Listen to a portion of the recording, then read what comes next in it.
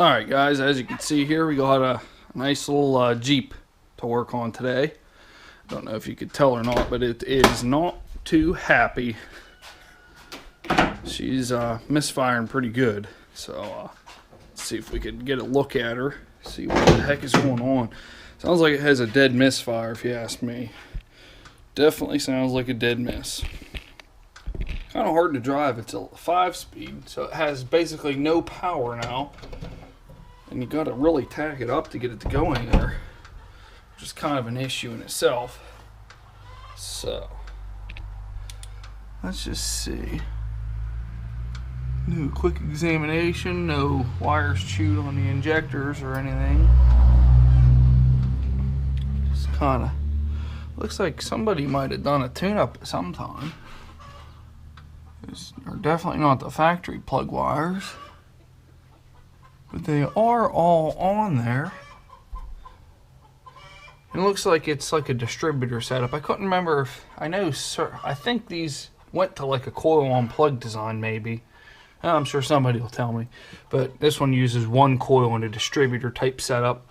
So, I don't really have a scan tool that's going to scan this thing. I got a Tech 2 and that's about all I got right now here at the house. So, I'm going to show you guys how I'm going to figure out which cylinder is misfiring. Okay, so what we're going to do here is I'm going to try to unplug this injector. Try is the key word here.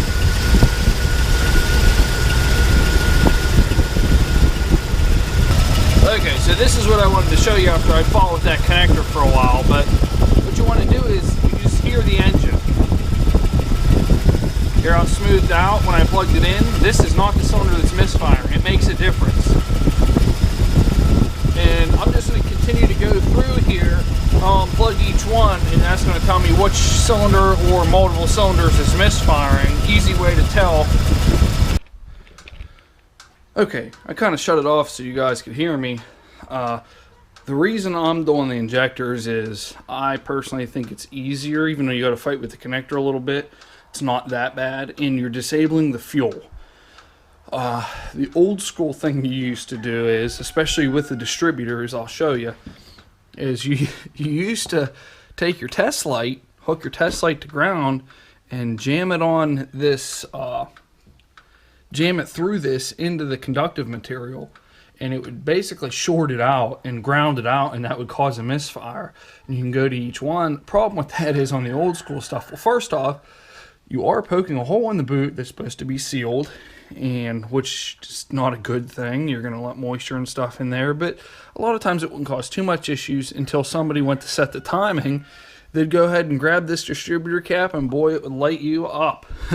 So I try to refrain from doing stuff like that. I mean, even trying to disconnect a plug wire while it's running, I mean, odds are you're going to get lit up. So, like I said, if the injectors are this easy to get to, you can see every one of them super easy to get to, no big deal. So we're just going to approach it that way. We'll see if we can narrow down which cylinder we got misfiring and diagnose it from there.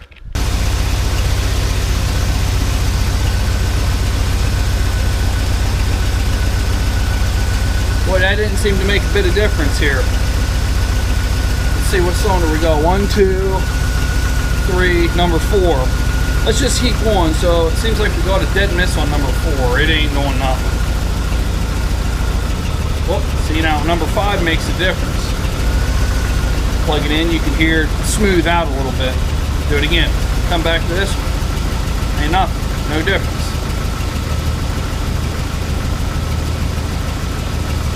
Number 6 injector is a pain. I may try to do it off camera because it's like somebody's already got it all broke apart. It's been messed with before. Let's see if I can get it here.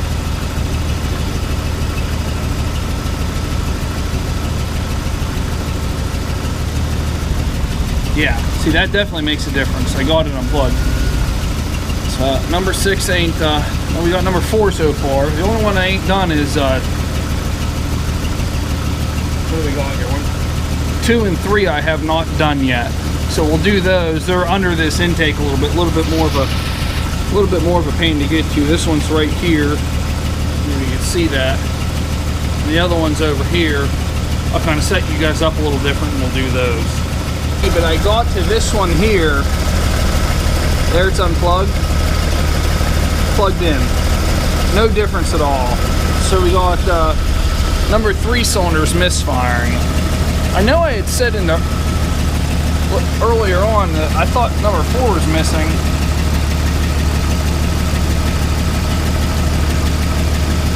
And see, now it must be coming and going. So we might have a partial issue with both. Number 3 seems to be dead, and number 4 must come and go, I think, because I just had it unplugged and it did make a little bit of a difference, but now it's not. So yeah, no difference. So let's check out those 2 center cylinders.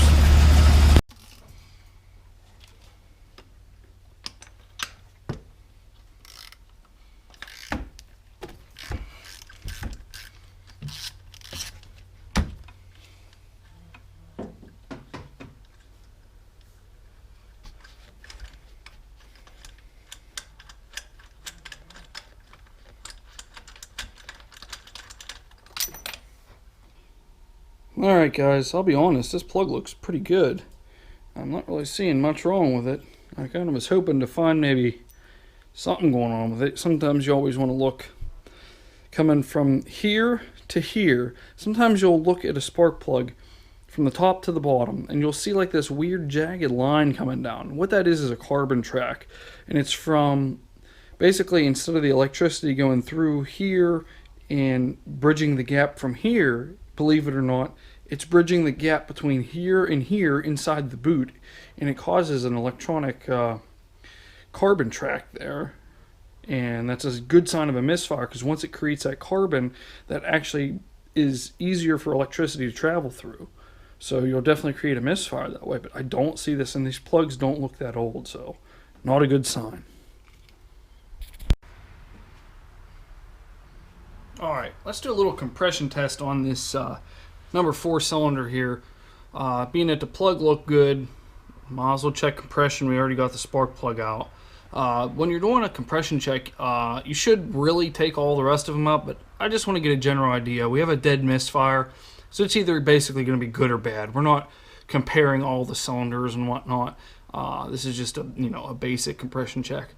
We're going to see, but on most modern engines, if you hold the throttle wide open, it goes into what's called a clear flood mode, and it shuts the injectors off. It will leave the spark happen. The spark event does still happen on all the cylinders, but it's basically for even if a modern day engine gets flooded, you could still clear it out. But it's good to use on compression checks because you could just crank the engine, so that's good. So we're going to give that a shot. Don't work on many Jeeps, but we're going to give it a shot. Either it's going to work or it'll fire it up and we'll just have to disable the injectors.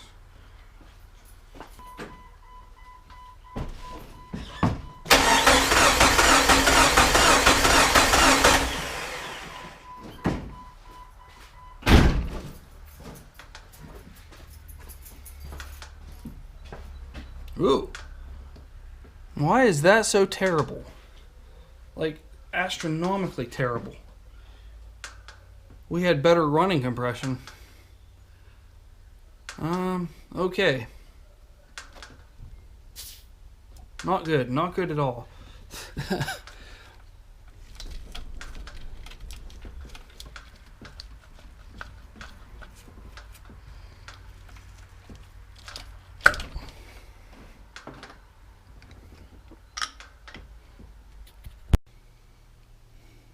Alright, so I can guarantee what you guys are thinking. What the hell is he doing with a funnel down the spark plug hole? Well, I'm going to tell you. We're going to try to narrow this down.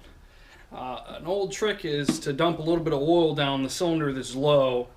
The oil in the combustion chamber will help seal up piston rings, maybe a slight crack in a piston or something along those lines, because we do have some compression. It's just really low. So if the compression comes up with a little bit of oil here, this is not full, it's just literally residue in here. But if the compression comes up with a little bit of oil, we'll know it's a bottom end issue, and man, almost worth putting an engine in. But we'll evaluate that as we see fit. But let's go dump a little oil down here.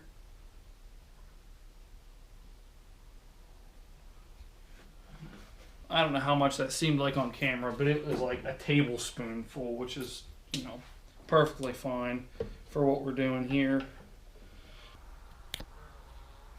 We're going to give her another go here. This is the tablespoon oil try, so let's see what we come up with.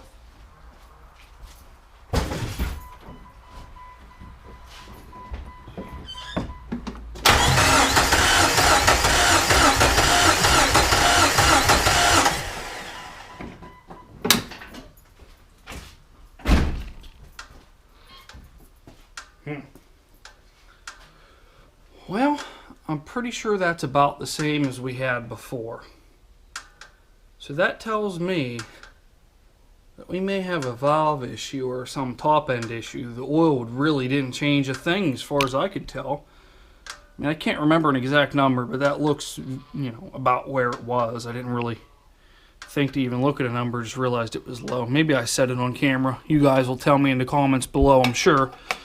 But, yeah. Maybe we'll pop this valve cover off. Maybe there's a chance we got like a broken valve spring or something. It's not sealing up very good. You know, giving us a little bit of compression. You know, but it's not sealing enough. The compression is leaking by. Once it gets past, you know, what, 50 pounds, we'll give that a shot.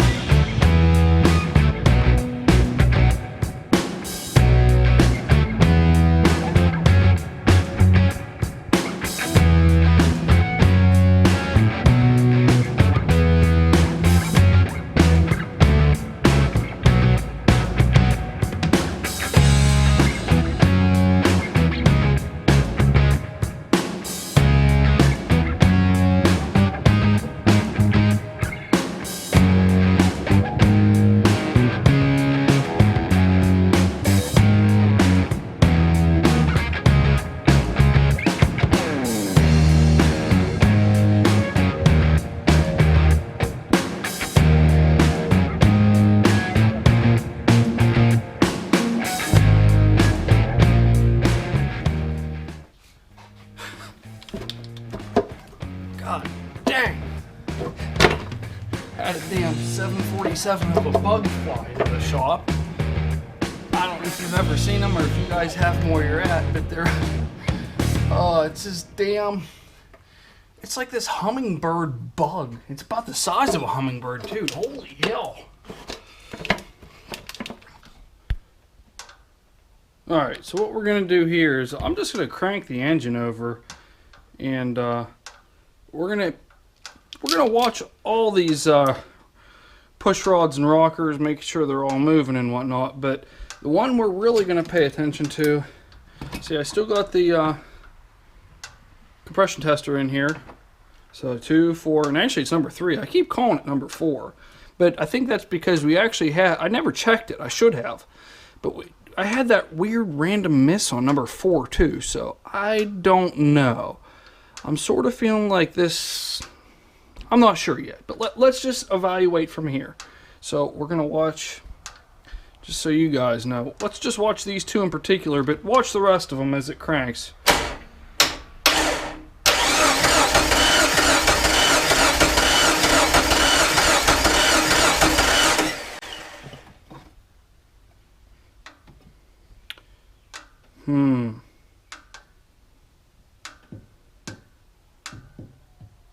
Interesting. I see nothing really, nothing out of the ordinary.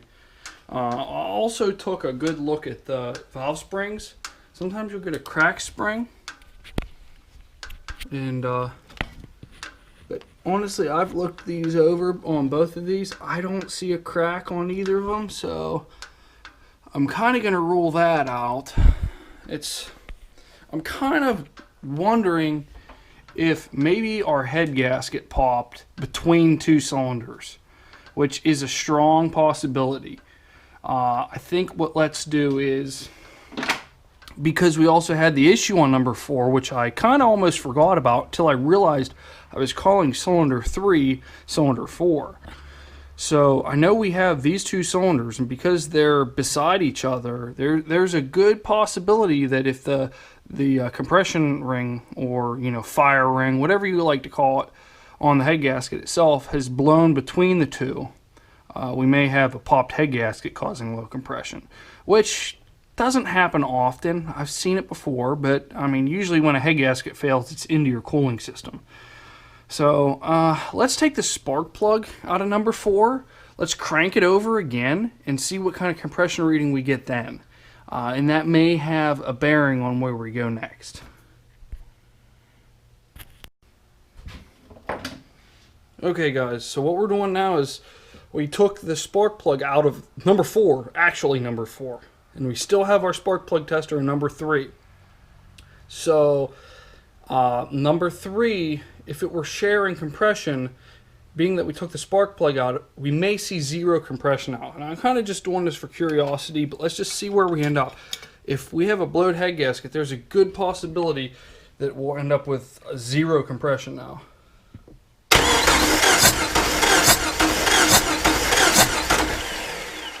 Okay, now see, we ended up about the same, so that didn't really change anything. So like I said, we've added oil to the cylinders, didn't change anything. We popped the valve cover off, and that, again, with the compression gauge, that's not really going to help us. Cylinder leak down tester, what that's going to do is we bring our piston to top dead center compression stroke and put pressure in the cylinder. You listen with your ears and hear where you're losing a compression. Is it coming out the crankcase? Well, if that's the case, then it's a bottom end issue. But I don't know, it's just weird. The oil didn't really seem to fix anything, so usually that'll definitely help. So I kind of feel like we got something else going on, but I mean, at this point we're just kind of guessing. So I think we need to do a cylinder leak down test and kind of see where we're at from there.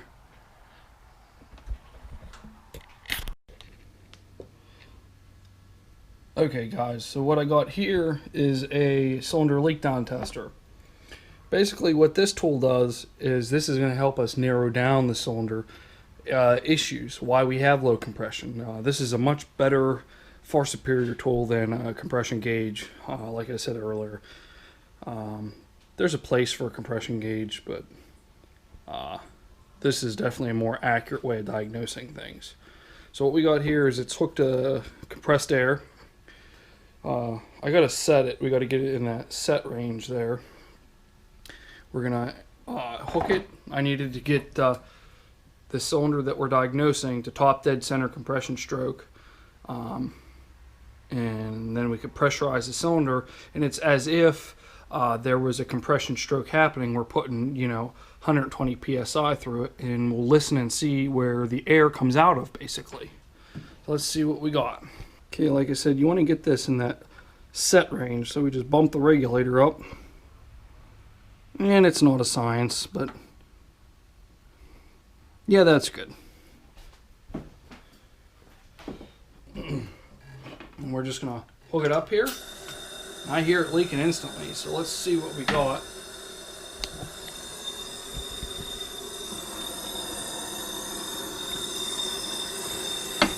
Aha. It's coming out of this spark plug hole. Here, watch. That's kind of as I thought, and you could even watch the gauge. I'll plug the hole. So our compression loss is between the two cylinders. I was kind of suspect of that. I think I said that earlier in the video, that the head gaskets popped between the two. But let me contact the customer. We'll see what he wants to do here, and we'll go from there. I'm almost betting he's going to fix this. So we'll probably end up tearing the head off evaluating it, see if we want to send it to a machine shop or not, have it checked for cracks or anything, because I have also seen to where it was on a, I had it was a 2000s era G6 with a 2.4 liter Ecotech. I think it was a 2.4. It was an Ecotech nonetheless. So what I had happened on that car was same issue. The center two cylinders, which just seems to be where this happens. Maybe the head lifts in the center a little more, but anyhow. So the center two cylinders ended up misfiring, and they were sharing compression, we'll call it. And so what I did was did the same test, figured it out, tore it apart. Here, come to find out, the customer knew that he had a misfire, been driving it like this for, oh my, 6 months. And here in PA, we have emissions testing. Some states do, some states don't. So if your check engine light's on, you don't pass emissions. Basically is how it boils down to. And this is the only reason he was concerned about getting it fixed.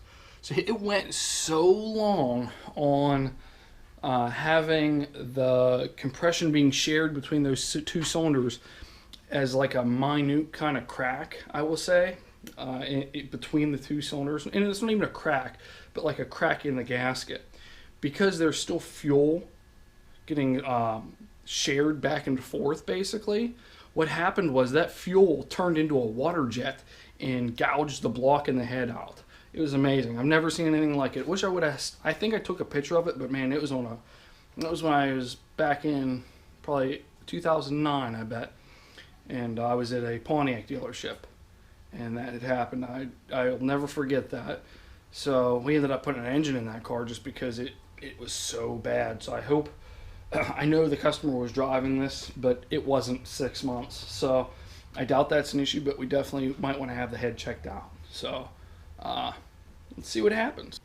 Alrighty guys, so this video turned out to be like 10 times longer than I expected it to be. So because of that, we're going to break her down into two parts. This was the diagnosis where you guys saw us diagnose compression loss between two cylinders because of a head gasket failure. We used the leak down tester and a compression gauge to figure out what was going on. Next, we are going to tear it down. That's going to be in the next set of videos. You guys need to like and subscribe and hit that bell button so you know when I post that video so you don't miss anything.